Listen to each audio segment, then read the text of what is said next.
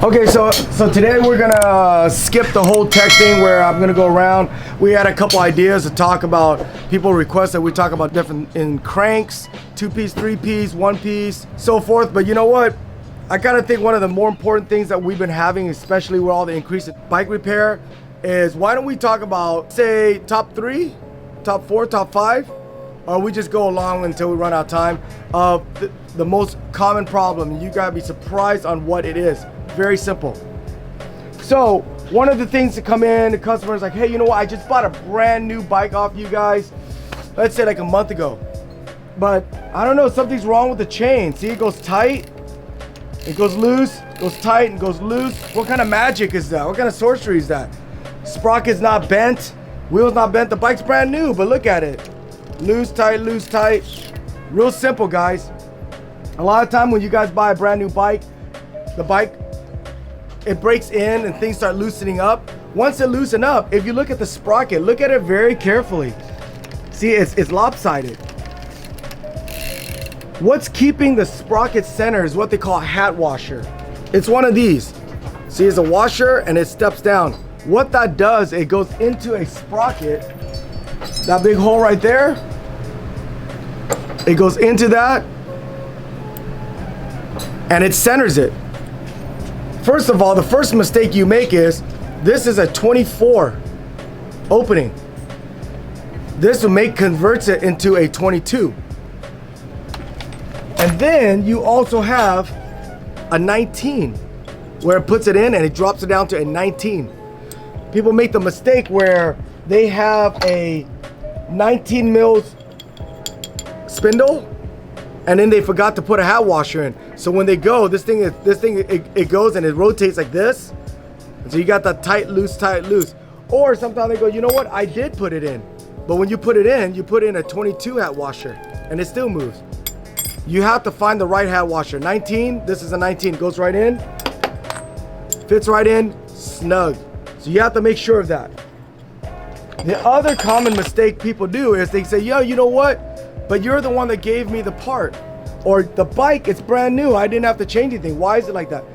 Well, when it came loose, when the crank came a little loose, the sprocket, it loosened itself off from the hat washer, and now the hat washer sets off to the side.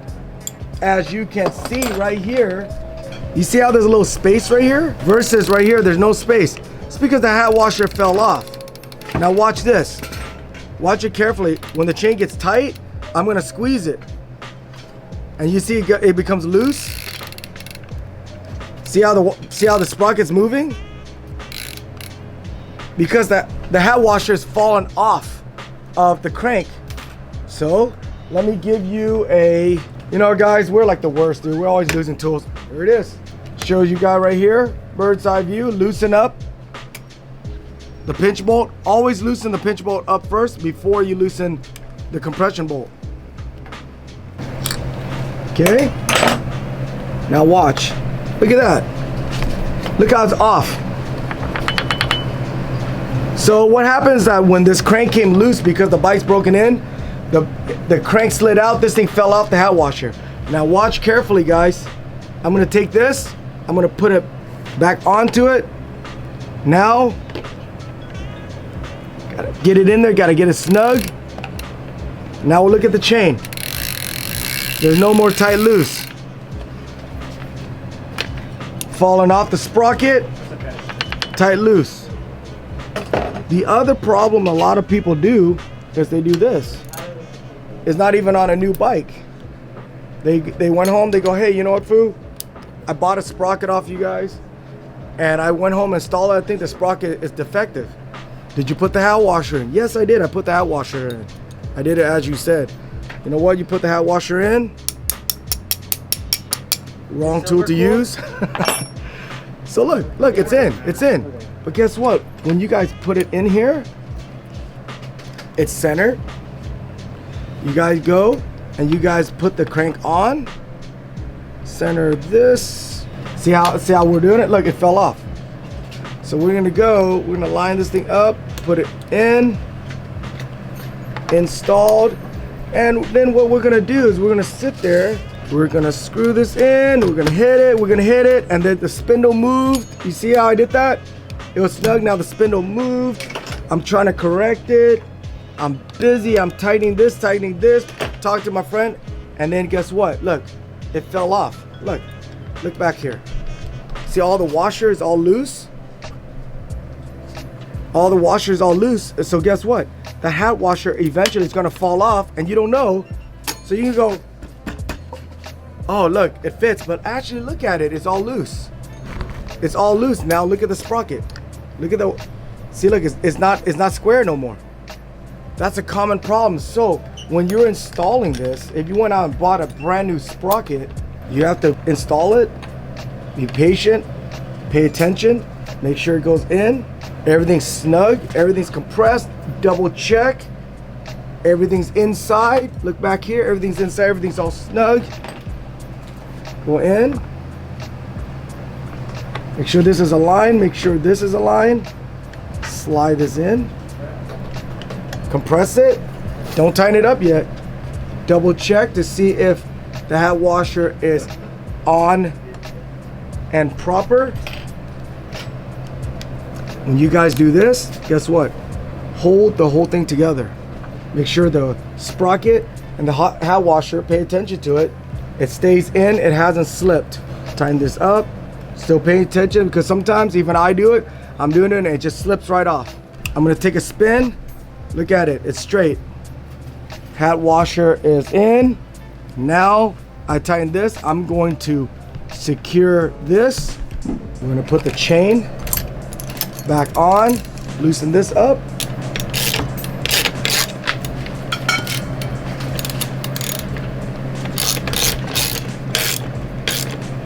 Tighten this. Now watch, look at the chain. No more loose spot. So remember the hat washer, that's the most common thing. A lot of people are like, dude, I just bought it, it's not. Check the hat washer, careful of the hat washer. That little piece is crucial. Next thing, hey, you know what? I just bought a headset. I just picked up a headset from you. I think I bought the wrong size. Well, what do you mean you bought the wrong size? You told me the model, I sold you the right one. No, I put it in and look, it's loose. The headset's loose. And no matter how much I tighten this, I tightened it, look at that, all the way down. It's still loose. As a matter of fact, I tightened it so much, I stripped it. And it's still loose. I'm pretty sure a lot of you guys are nodding your head right now going, dude, yeah, what is it? Pretty simple. Again, check this out. Same thing with the spindle and the crank, the headset. You want to undo these first. I'm gonna have to put this in. Somebody make a necklace for me. And then undo this. Then you loosen the compression cap. Now check this out. Why is it loose? Can anybody guess? If you could guess it, Alfredo's gonna send you some free product. I'm not going to. Well, look at this. Look at that fork. You see how it's raised up? When you're tightening down the compression cap is bottoming out on top of that. So there's nothing to compress. It's being bottomed out on the fork where the headset is still loose. That's why it's doing that. Rule of thumb, what I like to do is I like to have the fork pretty much, where's that spacer? I would say about, what is that, 5 mil? About 5 mil below the stem. So here we go. You just didn't have enough. Okay. You got one right there. Alf, where's the other one? Okay. We're gonna put that on. So remember, we stacked 2 on now. Put it all together. Oh shit. So look at that.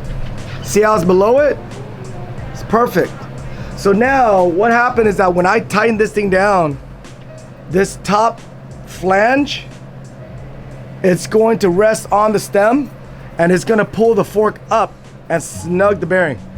Earlier, the fork was sticking up, so there was nothing for this flange to push down. It was pushing down on the fork, and the fork is what we want to go up. So that is one of the most common problems. Tighten this thing down. And keep in mind, you know what? A lot of you guys strip this. This is bearings right here. If you're gonna tighten this, tighten it with just pretty much barely any risk. Don't put a big wrench and a breaker on there. Snug, check it, it's not moving. Make sure it's straight and tighten up. You got no more movement. So now also here's this. Hey, you know what? I did that already. I did all that. Why doesn't it work? Actually, you didn't even buy a new headset. You bought a new stem. The old headset's the same. Why is it still loose? That's weird. Well, in that case, why don't we come over here, Alf? If you're telling me that you went and, you know what, the headset was the same, all you got was a different stem, why should that happen? So, you know, you guys might go, you know what, no, Phu, I'm using the same headset. So the spacing on all the chains, I'm using the same fork. Why doesn't it fit? Okay, well, did you change anything in the front end? Yeah, I bought a new stem, but that's it. Look at these two stems. Look at the height. It's the same. No, it's not. Because see how this one it's cut down to so the bolt's flush? So that compression cap that I was showing you that's a flange, it's actually about 5 mils lower than this because the compression cap is sitting on top of this. The other compression cap is sitting underneath that, so it has a more flush look. So technically, if you look at both of these, if you had this one and now you're changing to this, your fork is actually going to be sticking above that line. I mean, does it make sense? You gotta understand that. So therefore, you have to now substitute that much space below to raise it up. Yes, you're right. Same headset, same fork. Oh, I bought the stem, it's same rise, anything. But no, this one has been machined deeper and this one hasn't. Same thing. Always remember, I don't care what stem you put on, I don't care what headset, what fork. Your fork, this, not this top cap right here, this piece, the edge of that has to sit about 5 mil below that. So when you tighten it, it'll compress it down. That's one of the major problems. So another problem.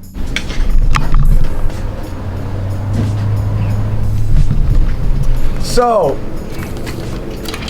the next common thing what a lot of people do is they come in the fork, again, it's loose.